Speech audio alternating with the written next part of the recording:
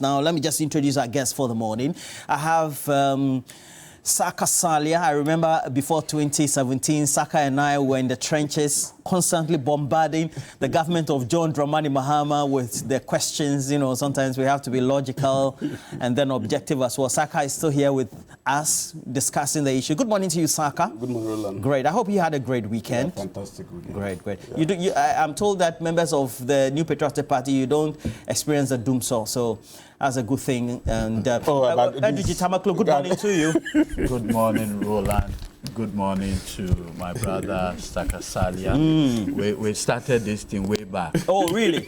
Yes, about 13 years ago. I remember I started interviewing when you were in Makola also, law school. So we used to do Fridays, GBC together, many years, about 13 years ago. I remember there was a particular time I asked former trade minister, I think now with the UN also, Hannah Tete, some question. I was supposed to, after the morning show, go and interview her in the office. She sacked me, said, you're very disrespectful. I was quite young then, not now an old man. I can boldly be asking the question without fear or favor.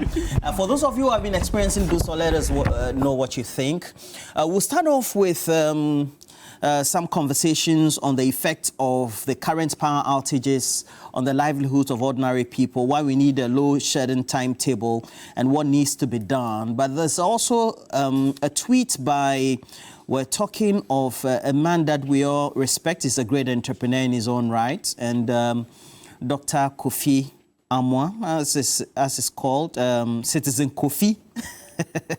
Citizen Kofi. So Citizen Kofi decided to put a post also on his Twitter handle and talking about the sins of the president, Nana Dankwa Akufo-Addo, and eliciting a lot of controversy. I thought we just needed to highlight it just briefly before we move on subsequently. And so Oliver Lawson will put the tweet on the screens for you, and then we'll start a conversation. Saka, how are you? Now, I know that since you don't experience the Dumsor, what's the conversation along the corridors of power? What does Dr. Mahmoud Baumia, the vice president, think, the presidential candidate of the NPP, and then the president as well? What do you think about the current outages? Yeah, thank you very much. Good morning to our viewers, our cherished viewers. Good morning to my brother and your good self. And good morning to the president, the vice president, who is the potential next president in waiting. First of all, I think that nobody in this country would ever see that we are not having challenges. I mean, that is part of life. Challenges are part of life. We are not under any illusion to think that when we come to power, there won't be challenges. In almost every sector, there will be a challenge. But how to surmount it is what makes you competent or incompetent. And when we assume power, you remember the electricity situation was very erratic. Very, very erratic. The NDC had already subjected us to 4 years of Dumsor. And then our argument, as against theirs, they were not having a consistent argument. The arguments were based on flip-flop of the issues and all that. Our argument was that we had the installed capacity and the available capacity to be able to, as it were, give our people, constant electricity.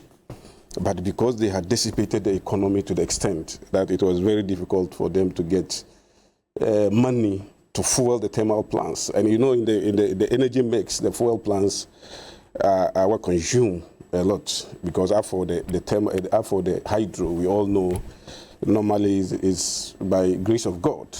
So that was what was happening. Hydro is by grace of God. Oh, yeah, because if the water level is low, of course, you can't generate electricity. There are forces out of our hands. Yeah, exactly.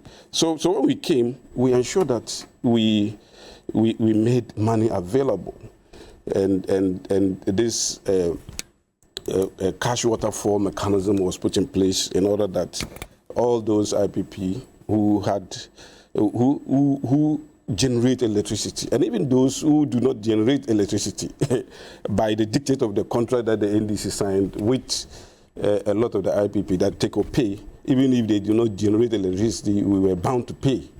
And that was what was happening. And we ensured that we paid, and we managed the sector so well, so effective, until now, where you could see that, I mean, with time, you know, these are machines. With the release that came from the Electricity Corporation, I mean, explicitly explain. What does the release say from the Electricity Company of Ghana? It explains the fact that a lot of the transformers, about 630, a lot of the transformers are obsolete, some are not functioning well and all that. And therefore, when the load is so much on them, it becomes so difficult to evenly... Did you see the missive or the directive coming from... Yeah. I saw it. So how can you have the regulator I saw it. Having that position, and then you go about touting what the Electricity Company of Ghana, as the distributor, is saying to consumers? Yeah, you see, the fact of the matter is that the ECG is a body put in charge, and they do the day-to-day run, you know, of the electricity distribution subsector.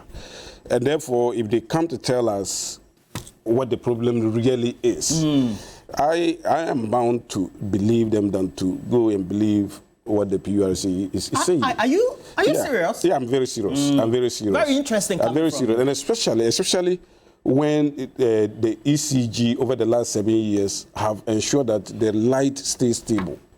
So if the ECG, for one reason or the other, is telling us a certain problem that conspired in making the electricity somewhat erratic, you cannot come and then give otherwise. And if there are conflicting